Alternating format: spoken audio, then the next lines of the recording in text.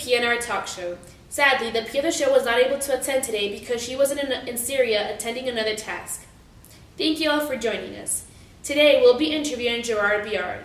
For those of you who don't know, Gerard is the new editor-in-chief of the weekly magazine, Charlie Hebdo. He'll be telling us what actually happened, his response on the attack, the magazine's belief, and where does it stand today. On this interview, Gerard created lots of controversy towards this topic, and we can see how he uses power to impact people in a good way through his wise words. And here's Gerard. On behalf of the PNR show, we want to say that we're really sorry for your losses. Thank you so much. We really need that right now.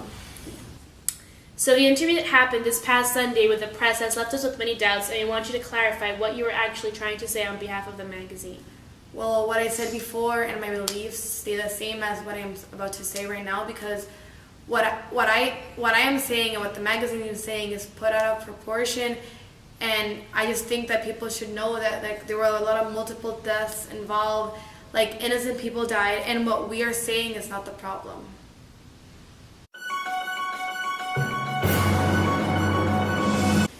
Starting off, in the past interview, they showed you what the Pope said about the incident, which goes as follows.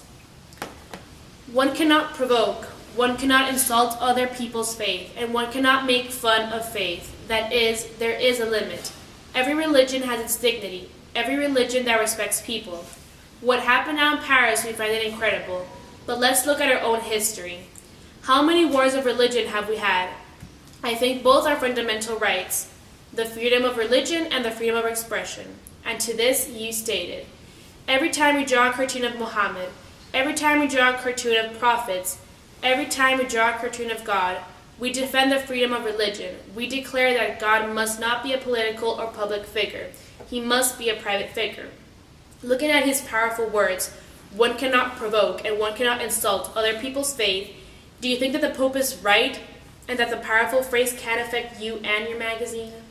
Well, as you said, I clearly stated that everyone is entitled to their own beliefs and that our magazine expresses freedom of religion and freedom of speech. And I use these specific words that God must be a private figure, because what these attackers did or are doing, I don't know much about their religion, is that they're, in a way, they're expressing their God, their beliefs, and their emotions out there, and not everybody will agree with them. And even though I was not present in the attack, I watched the video, which was heartbroken, and I saw that as the attackers were shooting my staff, my people, the policeman, the janitor, all those innocent people, they yelled their God's name. And what this is doing is that they are damaging their reputation, their race, their beliefs, and just making it even worse. And here's where my point becomes valid, because these attackers and their followers have absolutely no reason or whatsoever or excuse to why they did this, and we are just expressing our freedom of speech, freedom of religion, which is something that anybody can do. A quote that caught my attention, and probably everybody else watched the previous interview, was, when they refused to publish this cartoon, they blur out democracy, secularism, freedom of religion, and they insult the citizenship. What did you intend with this quote? To make it easier for you and everybody out there watching this interview, in France we have this principle called laïcité, which separates church from state, and this gives authors, humorists, cartoonists the right to satirize about anything, basically, and the magazine was granted this right. And also, in this world, people have two types of powers. The power to share and express what they really want, or the power to deny it and to keep it to yourself and be afraid to express what you really feel. And I think that these magazines that are denying our cartoons are doing this, and I think this quote is a very direct message to them that they shouldn't be afraid to expose the truth, because that just makes them very coward. And I don't want them to take it the wrong way, but at least our magazine is doing its job, and it's not in your typical excuse me.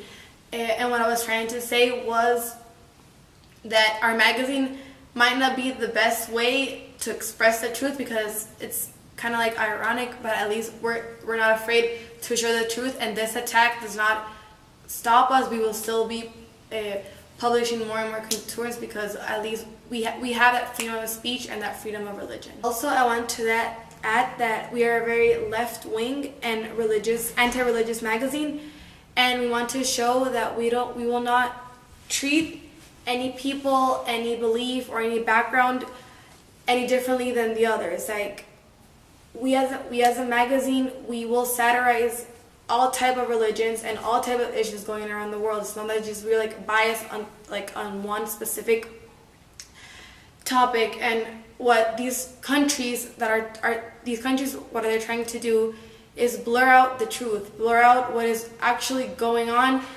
and people don't see it. People just look at us as the bad guys because we are the ones making fun of this and that, but they're the ones who look even weaker. And after seeing what these attackers are capable of doing, we as a magazine are capable even more, because the truth will always win no matter what. And this magazine will continue to satirize, will continue to go on, and will continue to express what is being unspoken and unsaid. So, Jor, do you consider the magazine guilty for the attack that happened, knowing that you were previously attacked a few years back and giving warnings about what was being published, as you stated this? We should stop conflating the murderers and the victims. We must stop declaring that those who write and draw are provocateurs, that they're throwing gas on the fire. We must not place thinkers and artists in the same category as murderers. We are not warriors. We only defend one thing: our freedom, secularism, freedom of thought, and democracy. What is the real meaning behind these words such as provocateurs and warriors? So to answer the first part of the question even very short and sweet, no, I think that this magazine is not guilty to what has happened this past Friday. But the real meaning of these words is that, okay, to begin with, this is one of my favorite comments I said in the last interview, and I think people, of course, it's okay for them to have mixed feelings and doubts about like who triggered what and why did they publish this. But what people need to understand, that we don't fall in the same category as murderers, and we're not warriors. We're not trying to make everybody join this belief or join this cause. We're just trying to defend and express that freedom of religion, freedom of speech that everybody is granted, but at the same time nobody is saying it. And also, people also might think that we're, as I said, that they think that we are adding more gas to the fire. But what we're just doing is just exposing that fire that not everybody is seeing, because people just keep avoiding the problem or being afraid to talk about the problem. And like we're the only magazine that is just explaining that to everybody. So no, I don't think that we're guilty at all. And we are not provocateurs, we are not warriors, we're just literally regular human beings explaining real situations and showing them through art. And art is a beautiful thing, and people should appreciate art in any shape or form, and it's one of the best ways to express what is really out there. So, yeah. Wrapping up, before and after the last interview, there was a huge increase on the sales of the magazine. 3 million copies of Wednesday's edition was sold, when usually there's only 60,000 available. So, do you think that what you said last time when you spoke publicly had any effect on this? Well, I wouldn't exactly say that what I am saying is actually making this change, but what the magazine is doing and what I am stating throughout these interviews, and I will continue stating until I die basically, is pretty powerful. Because, for example, saying that God must be a private figure and saying that we don't fit in the same category as murderers is pretty impacting, and I think people are now realizing the truth and seeing it how it was supposed to be seen from the beginning. And also, we as a magazine are like channels and open this like other links of truth, of freedom of religion, freedom of speech, freedom of belief. And it's finally today with these sales and like that increase being appreciated.